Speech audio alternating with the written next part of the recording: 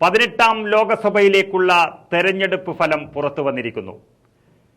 നമ്മൾ 2019 കണ്ടതുപോലെ കേരളത്തിന്റെ തെരഞ്ഞെടുപ്പ് ഫലം വിശകലനം ചെയ്യുമ്പോൾ ഇതിൽ ചെറിയൊരു മാറ്റം സംഭവിച്ചിരിക്കുന്നു.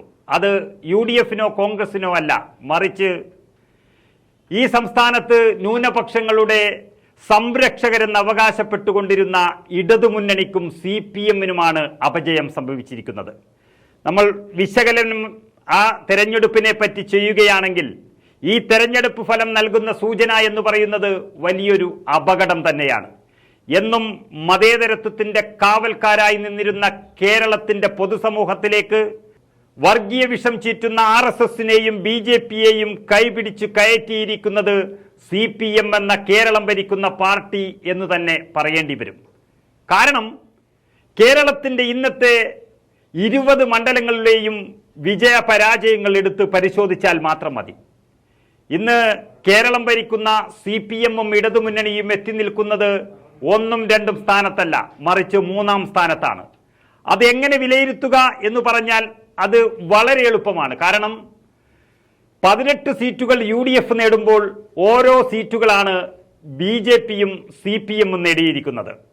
അതിൽ തന്നെ രണ്ടാമതെത്തിയിരിക്കുന്ന ഈ 2 കക്ഷികളെയും വിലയിരുത്തുകയാണെങ്കിൽ അതിലാരാണ് 1ാം സ്ഥാനത്തുള്ളത് എന്ന് ചോദിച്ചാൽ BJP തന്നെയാണ്. കാരണം ആലത്തൂർ പിടിച്ചെടുത്ത CPM-ന് കഷ്ടിച്ച് 20,000 വോട്ടിന് രക്ഷപ്പെടുമ്പോൾ തൃശൂർ സീറ്റ് പിടിച്ചെടുത്ത BJP 75,000-ലധികം വോട്ടുകൾക്കാണ് വിജയിച്ചിരിക്കുന്നത്.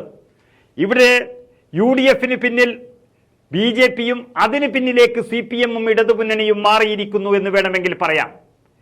ഈ തരത്തിലേക്ക് കേരളത്തിന്റെ രാഷ്ട്രീയ സാഹചര്യത്തെ എത്തിച്ചതിൽ പ്രധാന പങ്ക് വഹിച്ചിരിക്കുന്നത് പിണറായി വിജയനും അദ്ദേഹത്തിന്റെ ഈ എണ്ണിയാൽ ഒടുങ്ങാത്ത അഴിമതി കഥകളും അതുപോലെ അതിൽ അദ്ദേഹത്തിന്റെ കുടുംബം പങ്കെടുത്ത അഴിമതി തട്ടിപ്പ് കഥകളുടെ യാഥാർത്ഥ്യം തന്നെയാണ്. കാരണം ഇനി ഒരിക്കലും മകളും കുടുംബവും അതുപോലെ അദ്ദേഹവുമായി ചുറ്റിപ്പറ്റിയിരിക്കുന്ന ആളുകളും ഈ അഴിമതി കേസുകളിൽ നിന്ന് രക്ഷപ്പെടണമെങ്കിൽ ഇവിടെ നരേന്ദ്രമോദിയെയും BJP-യെയും സഹായിച്ചാൽ മാത്രമേ കഴിയുകയുള്ളൂ എന്നൊരു സാഹചര്യം വന്നപ്പോഴാണ് തൃശൂരിലടക്കം ഇടതുമുന്നണി പിന്നിലോട്ട് പോകുകയും അവിടെ BJP വിജയിക്കുകയും ചെയ്യുന്ന ഒരു സാഹചര്യം ഉണ്ടായത്.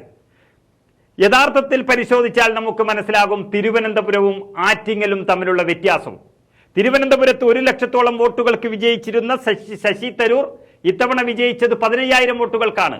അതേസമയം 50,000-ലേറെ ഭൂരിപക്ഷത്തിൽ ആറ്റിങ്ങലിൽ UDF ജയിച്ച സ്ഥലത്ത് ഇത്തവണ വിജയിച്ചിരിക്കുന്നത് വെറും 1,700 വോട്ടുകൾക്കാണ്.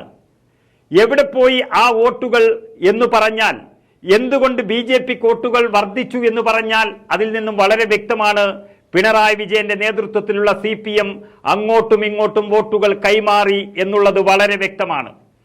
ഒരു താൽക്കാലിക വിജയത്തിന് വേണ്ടി അല്ലെങ്കിൽ 1-2 സീറ്റിലെ വിജയത്തിന് വേണ്ടി കോൺഗ്രസിനെ തറപറ്റിക്കാൻ പിണറായി വിജയൻ BJP-യുടെ സഹായവും അതുപോലെ തന്നെ പിണറായി വിജയൻ സംരക്ഷണത്തിൽ നിന്നും മോദിയുടെ സംരക്ഷണത്തിൽ തന്നെ നിൽക്കാനും കരുവന്നൂർ ബാങ്ക് അടക്കമുള്ള കാര്യങ്ങളിൽ CPM-നെ പ്രതിക്കൂട്ടിലാകാതിരിക്കാനും വേണ്ടി CPM BJP-ക്ക് ഒട്ടുമറിച്ചിട്ടുണ്ട് എങ്കിൽ അത് പിന്നീട് വരുന്ന രാഷ്ട്രീയ അപകടങ്ങൾ എന്ത് എന്ന് കേരള സമൂഹം തിരിച്ചറിയേണ്ടതുണ്ട്.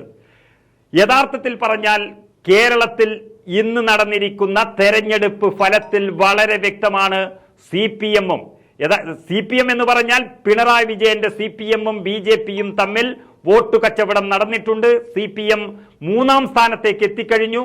ഇതിന് കാരണം അവർ തമ്മിലുള്ള ഒരു അഡ്ജസ്റ്റ്മെന്റ് രാഷ്ട്രീയമാണ്. പക്ഷെ ഇന്ന് ജയിക്കാൻ അവർക്ക് പറ്റിയിട്ടില്ല. പക്ഷെ ജയിച്ചിരുന്നുവെങ്കിൽ തന്നെ 1-2 സീറ്റുകൾ മാത്രമായിരുന്നു കൂടുതൽ.